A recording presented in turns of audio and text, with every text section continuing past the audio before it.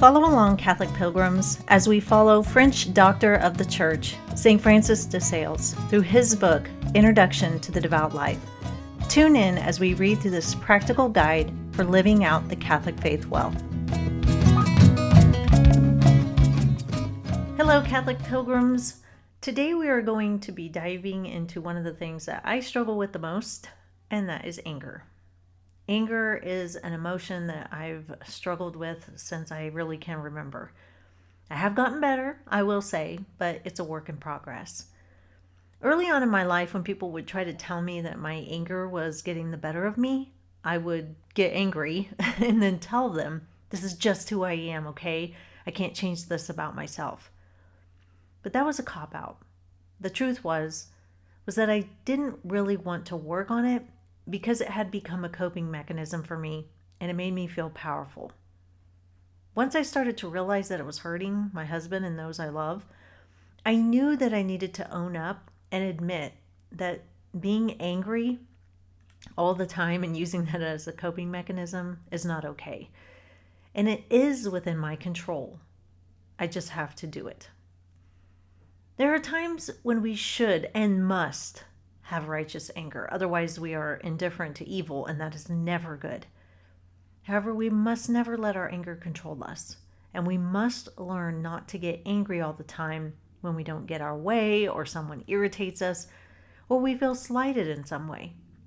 Too much anger poisons the blood. Working on meekness, as opposed to anger, is our topic for today. So let's turn to chapter 8 of the third part. Chapter 8, Meekness and the Remedies for Anger. The holy chrism used in the Church by apostolic tradition for confirmation and blessings is composed of olive oil and balm, thus representing, amongst other things, two of the most precious and blessed virtues which are conspicuous in our Savior, and which He has enjoined on us as the special means of serving and imitating Him. Learn of me, He said, for I am meek and humble of heart. Humility perfects us towards God, mildness or gentleness towards our neighbor.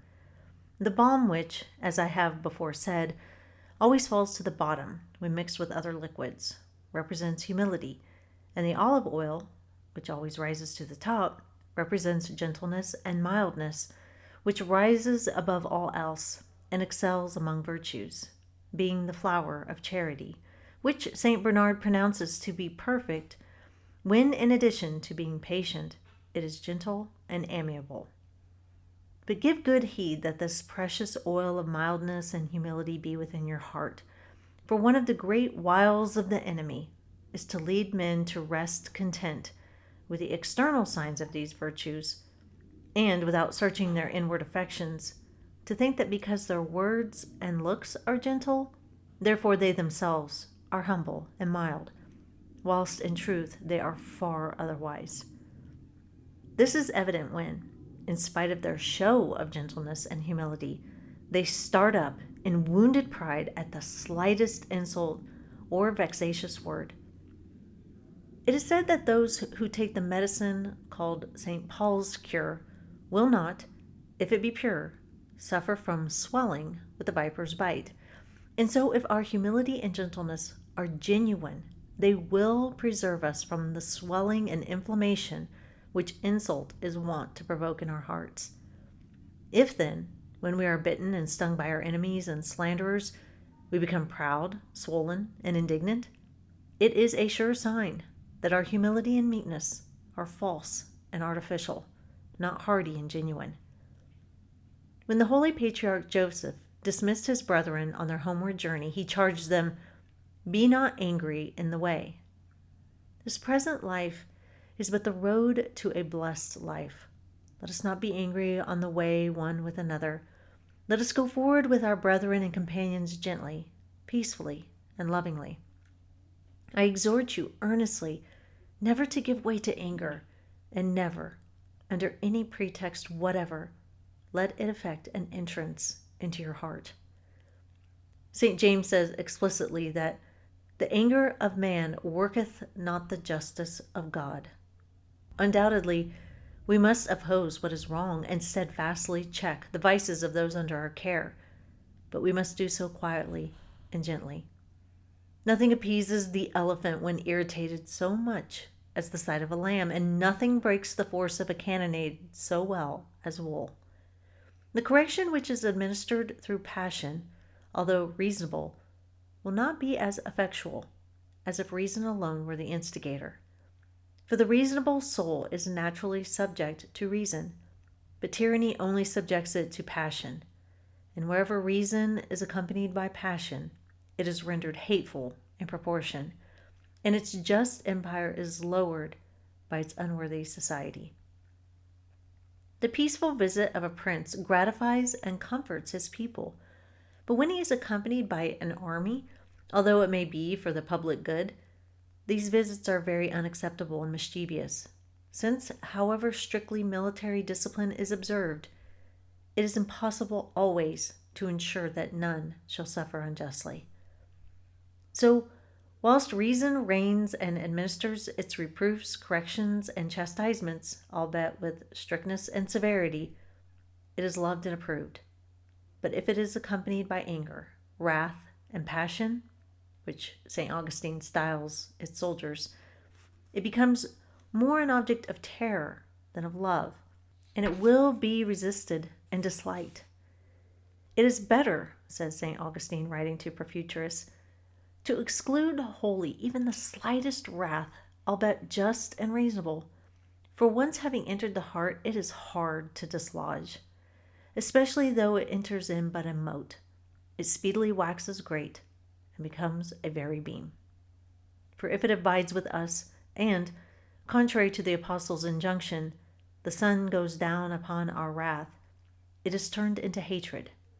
We can no longer set ourselves free, for then it will be fed by 1,000 false fancies and delusions, insomuch as no angry man ever thinks his anger unjust. It is safer then to avoid all anger, rather than to try and guide our anger with discretion and moderation, and if through our frailty and weakness we are sometimes overtaken, it is better to resist it decidedly than to try and make terms. For if once we yield ever so little, our anger will gain the upper hand, and like the serpent, easily drag his body where once he has inserted his head. Do you ask how to resist anger? As soon as you feel the slightest resentment, gather together your powers, not hastily or impetuously, but gently and seriously. For, as in some law courts, the criers make more noise in their efforts to preserve quiet than would be made by those who seek to still, so, if we are impetuous in our attempts to restrain our anger, we cause greater discomposure in our hearts than before, and once thrown off balance, the heart is no longer its own master. Having then sought calmly to control yourself, follow the counsel given by St. Augustine in his old age to the young Bishop Auxilius. Do, he said, as it becomes a man to do. If with David thou feelest that thy spirit is vexed within thee, make haste to cry, Have mercy on me, O Lord, that he may stretch forth his right hand to moderate thine anger. When we feel ourselves stirred with passion, we must imitate the apostles amidst the raging storm and tempest, and call upon God to help us. Then he will bid our angry passions to be still, and great shall be our peace. But I would have you remember that when we pray to be delivered from the anger with which we are struggling, we should pray gently and calmly, without excitement, and so with all the other remedies we may adopt against this evil. Furthermore, as soon as you are conscious of having committed a hasty action, lose no time in repairing the error by an act of gentleness towards the person with whom you have been irritated. Just as the surest cure for lying is to unsay a falsehood as soon as we are conscious of having told it, so the best cure for anger is to make immediate reparation in meekness. For, as the proverb says, fresh wounds are always the easiest to heal. Moreover, when you are at peace and without any cause of anger, try to lay in a stock of gentleness and meekness, always speaking and acting both in things great and small as gently as possible. And remember that the spouse in the Canticle of Canticles had honey not only from her lips, but that it was under her tongue, that is, in her breast. And she had not only honey, but milk. So we must not only use gentle words towards our neighbors, but must be filled with gentleness, that is, our very inmost soul. And we must not be satisfied with the aromatic fragrance of honey, that is, with agreeable and courteous dealings towards strangers, but we must have the milk of charity towards our own household, and not resemble those who are angels abroad and devils at home. My favorite actor of all time is Gregory Peck. He became my favorite actor after I watched him in To Kill a Mockingbird when I was like 11 years old, I think. From there, I've loved him in Roman Holiday and The Big Country, but in my heart, he will always be Atticus from To Kill a Mockingbird. My two favorite characters of his are Atticus and James McKay, and both of these characters are very tempered, disciplined men. There is a scene in To Kill a Mockingbird where Atticus goes out to speak with Tom Robinson's family. Now, Tom Robinson is a black man accused of having, quote, taken advantage of a white woman, unquote, and Atticus is his attorney. While Atticus is in the house, Bob Ewell, a racist, uneducated white man, who happens to be the real criminal in the story, asks Atticus to come out of the house and face him. Atticus calmly but very seriously walks over to Mr. Ewell, and both men just stand there staring at each other. And then Bob Ewell spits in Atticus's face. He spits because he thinks Atticus is a traitor to his race by defending a black man. And Atticus had every right to slug this guy in the face, but he doesn't. He calmly takes out a handkerchief, wipes off his face, and goes and gets in his car. And you can tell that Mr. Ewell is kind of baffled by this reaction. The first time I ever saw that, there was a part of me that wanted Atticus to teach Mr. Ewell a lesson. But now that I've gotten older, I see how Atticus's ability to control his anger actually was more effective than pounding Mr. Ewell. He showed that he was a real man who was in control of his faculties, and he didn't need to stoop to Mr. Ewell's level.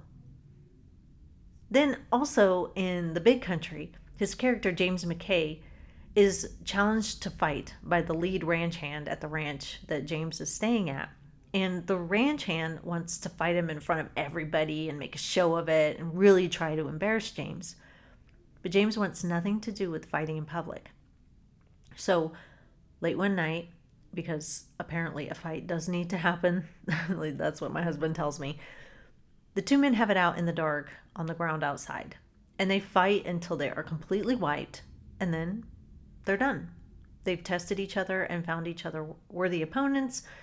And while they weren't necessarily best buddies after the fight, they respected each other so much more. Instead of fighting when he was angry at the ranch hand over the blatant disrespect he was getting initially, James waits until he is calm and level-headed. Anyway, I find it very impressive. St. Francis says, quote, "Undoubtedly, we must oppose what is wrong and steadfastly check the vices of those under our care. But we must do so quietly and gently. Nothing appeases the elephant when irritated so much as the sight of a lamb, and nothing breaks the force of a cannonade so well as wool." Unquote. I'm prone to be a hothead. Like I said, I have gotten better, but it is hard for me not to let anger control me sometimes. But deep down, I know that it really solves nothing.